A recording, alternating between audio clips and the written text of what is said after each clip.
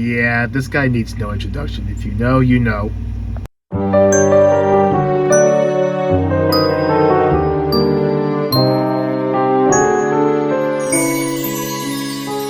How's it going, guys? It is Plastic Disaster, back with another review. And you know what today is? It's October, it's spooky month, and if you've been subscribed for a long time, you know that every October, I look at villains. Last year, I've already taken a look at the old Gundam, and this year, I thought, you know what? Maybe this villain deserves the spotlight. Now, what makes him so scary? Remember in the beginning of the video, I said if you know, you know? Watch the anime. Now, taking a look at the box art, we see the Arche Gundam breaking in, swinging its big, massive sword. Take a look at this side of the box. We got some different gimmicks, how the big sword can also turn into a gun as well. We got some cool action poses, and how it shows out the articulation on the waist. This side of the box, we have the front and rear shot of the kid, and some images from the anime. Oh yeah, and there's the pilot himself. And after opening the box, we got 3 bags of runners and a manual. And take a look at the cover of the manual, we see a somewhat familiar box art, because here looks like it's a nice piece of art, and right here looks like the model kit is recreating the box art. Moving on down, here's what the Gundam looks like in the anime, more images from the anime as well, and again the pilot himself. Checking the parts list, well, you're only going to have a few leftover polycaps. And if you want to find a color guide, it's going to be in the middle of the manual, and we got more images from the anime. Moving on to the back of the manual, just shows off more action poses and shows off the gimmicks again, more images from the anime, and a season 1 flashback. Now, a little bit of context, the Arche Gundam is actually the Throne's Way, just that this was modified for the pilot's liking. As I do have this kit, I might review it someday. Starting off with Runner A, is going to be a multicolored runner. We got a big chunk of what appears to be like muddy, wine-like red.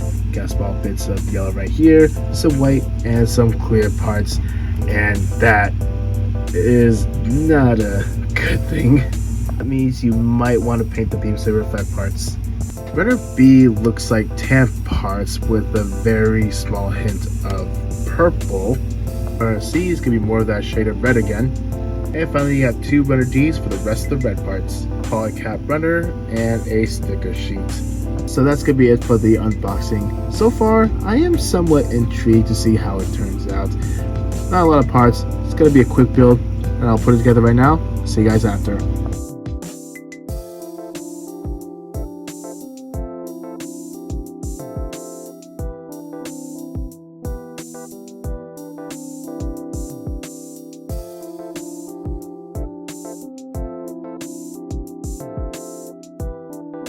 Here is the Arche Gundam all put together, and of course I did give myself a little head start on the painting, and maybe after this review I'll keep working on this kit.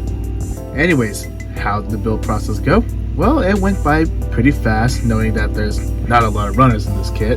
As for the out-of-box presentation, without any paints and stickers, it looks okay, because I feel like this kit encourages you to give it some detail work. Okay, so moving on to the sticker placement, starting off with the head.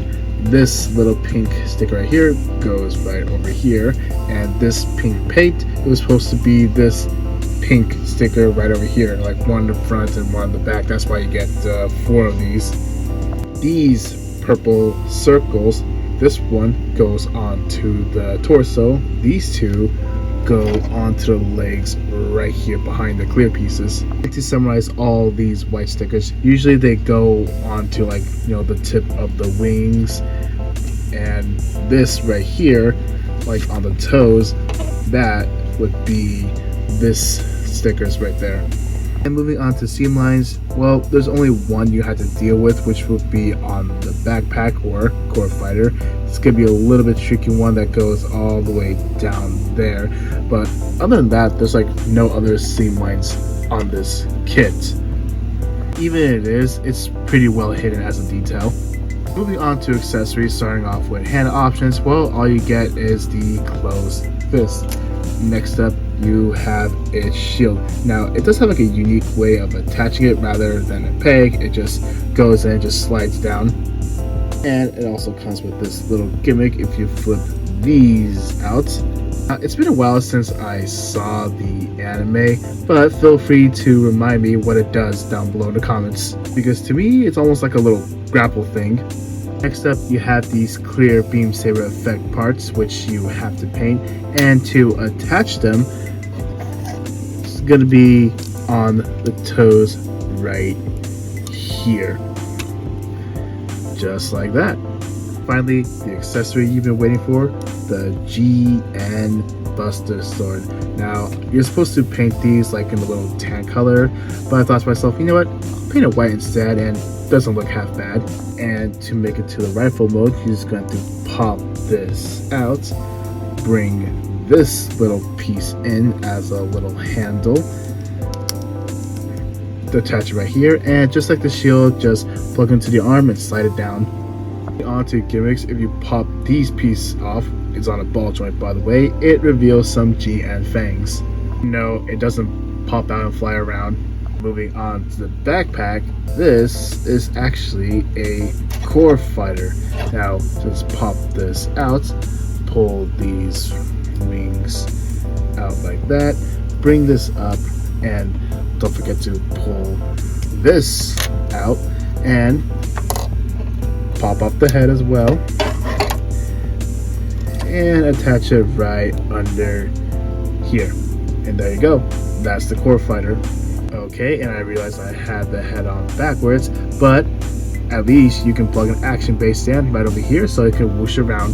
There's one more gimmick I want to show you, that you pop this piece out on the leg a little tight, it reveals more detail.